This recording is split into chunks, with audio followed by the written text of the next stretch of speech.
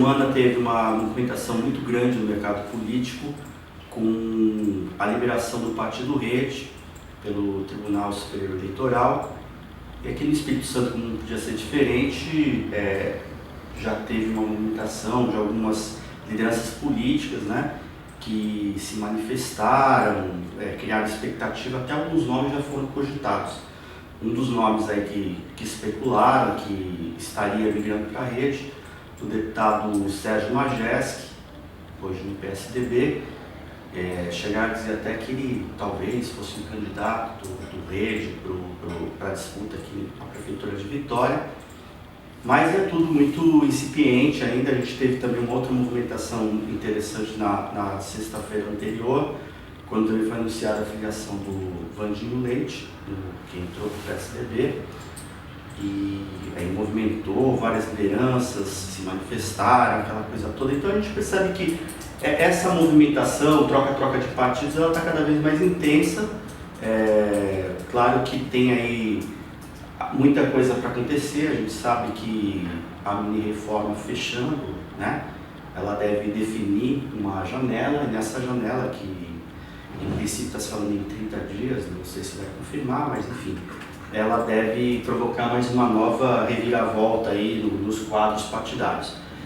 Mas a nossa proposta aqui hoje é debater um pouco essa crise político-partidária, né? Que a gente percebe o quê? A gente percebe que algumas lideranças, né, que importantes inclusive, vou pegar um exemplo aqui só para ficar mais fácil para a gente ilustrar. Você pega uma liderança como o Aldifas, o prefeito da Serra, por exemplo. Formalmente ainda estava no PSB, mas todo mundo sabia que faz muito tempo que o Aldifas já não comunga, né, da ideologia do partido, dos compromissos do partido, e obviamente todo mundo também está sabendo disso, na iminência de formalizar, né, a sua participação na rede, já fala como inclusive o presidente do partido, né, o homem que vai definir aí as diretrizes do partido aqui no Espírito Santo. Então a gente percebe que tem muita gente hoje que faz parte de uma determinada legenda, mas de fato não atua, não tem mais nenhum interesse em participar das discussões, e que você vai percebendo que existe na verdade um vazio, né? Você tem um nome no papel, mas de fato atuando, aquela liderança não tem mais nenhum compromisso, não tem mais nenhum interesse, né? E aí a nossa ideia é essa, que hoje debater um pouco essa crise institucional. Eu vou começar aqui pela Renata. Renata, como que você vê essas movimentações agora, mais intensas nesse momento, e como que você vai ver essa crise, assim, né? Essa coisa do tá e não está, enfim. A gente tem que avaliar um pouco do resquício do que ficou da eleição do ano passado, né? Existiu essa divisão do cenário político do Estado entre o governador que venceu, Paulo Atung, e o ex-governador Renato Casagrande, e aí a gente tem muitas lideranças que ficaram um pouco receosas de estarem no partido, no PSB especificamente falando, que era ligado ao ex-governador e está procurando uma legenda que seja mais próxima do atual governador. Então, isso já é um elemento que já mexe bastante com esse cenário. Outra coisa é de procurar legendas que realmente deem condições das lideranças disputarem o processo eleitoral do próximo ano com chances, né? Vandinho, por exemplo. Vandinho estava no PSB. O Aldifas estava no PSB. O Aldifas saindo do PSB, o Vandinho até teria a chance de ser um candidato, né, na Serra, mas ele já tinha se sentido preterido pelo partido na eleição do ano passado. Então já não havia mais clima para ele permanecer dentro do partido. Então aí ele procurou um partido que desse a ele as condições, e que é um partido que em nível nacional tem feito uma aposta muito grande nos municípios com mais de 100 mil habitantes, que é o PSB, e deu essa condição a ele de disputar com chances. Então acho que vai primeiro, porque a gente também não tem mais essa coisa cara que é partidário, que veste a camisa do partido, porque a gente está falando de políticas de grupo, né? de lideranças políticas no Espírito Santo hoje. Então, acho que passa um pouco por aí. É que se a gente for voltar um pouco para trás, né, no tempo, isso que você está falando, quando a gente fala, que a Renata fala, marca bem essa questão da política de grupos, né? Que na verdade, desde que você, quando você tem a abertura política, né, o processo de redemocratização, que você tem, ressurgem 4 importantes partidos que fazem a base, que no início da década de 80, que é o PT, o PDT, o PMDB e o PTB. São a partir desses 4 partidos que derivam todos esses outros, né? E aí você tem, talvez seja aí, neste momento que você começa a perder a questão ideológica, e você começa a ter o que a gente chama na política dos caciques. Cada um cria as legendas que vão se desmembrando desses 4 partidos, e você vai tendo os partidos que derivam daí. Talvez a reforma política, ou mini-reforma política, não tenha conseguido extirpar um dos males da política, que é essa questão dos partidos de aluguel. Que fica recorrente com essa história de cria partido aqui, cria partido ali, cria um partido para uma eleição. E a gente acaba vendo que as lideranças políticas, elas estão cada vez menos comprometidas programaticamente e pensam a política de forma pragmática. Então todo mundo, na verdade, procurando uma sigla para disputar a próxima eleição.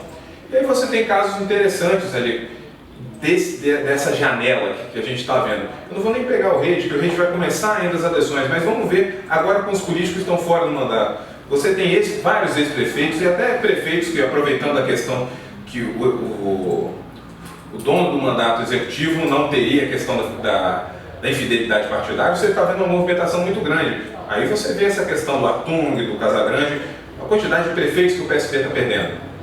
Depois você vê prefeitos que pertenciam a grupos dentro desses caciques. Por exemplo, o prefeito de Domingos Martins, o Carlos Borboleta, ele era muito ligado ao PP do Nito Baiano, que perdeu espaço para o deputado federal Marcos Vicente no comando do partido e que agora está migrando para o PR. Então a gente vê, olha como que está funcionando esse troca-troca. Fora que no interior, é porque a gente na capital a gente fica um pouquinho deslocado dessa realidade, mas quando a gente escuta alguém, a gente vai ouvir nossas ações no interior, a gente vê essa movimentação partidária.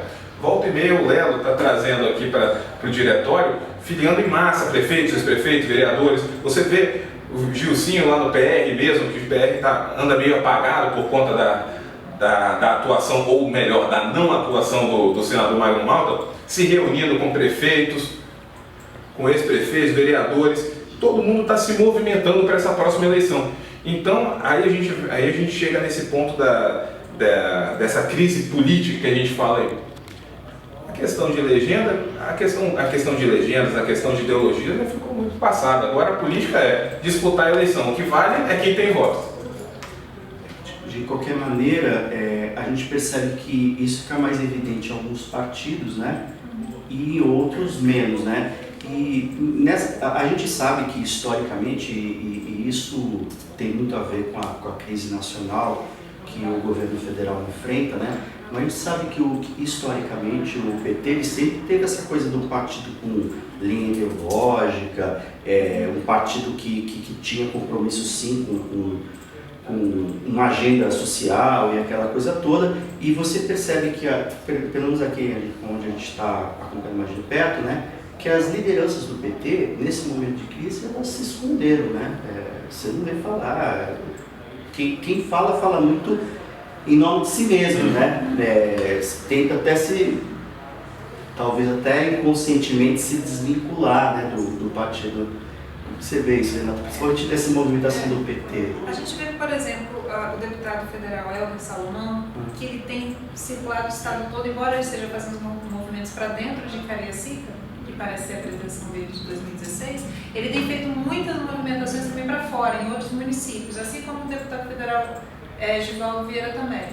Só que não é uma questão partidária, não é aquela coisa de ir para o interior e tentar recolocar a militância na rua, que foi uma coisa que a gente esperava até que acontecesse depois da vitória de Dilma, porque o que ajudou a reeleger Dilma foi justamente quando a militância veio para naquela reta final, na né? reta Decisiva. final, que definiu isso. E a partir daí o PT parece não ter dado continuidade a esse trabalho de mobilizar, né, a militância, que é o que dá força para o partido, né? E a gente olha que isso não é uma coisa só do PT também. Embora o PT esteja muito desgastado, a gente vê esse movimento, enquanto o PSDB avança, o PT tem se retraído cada vez mais aqui no Estado por conta dessa crise.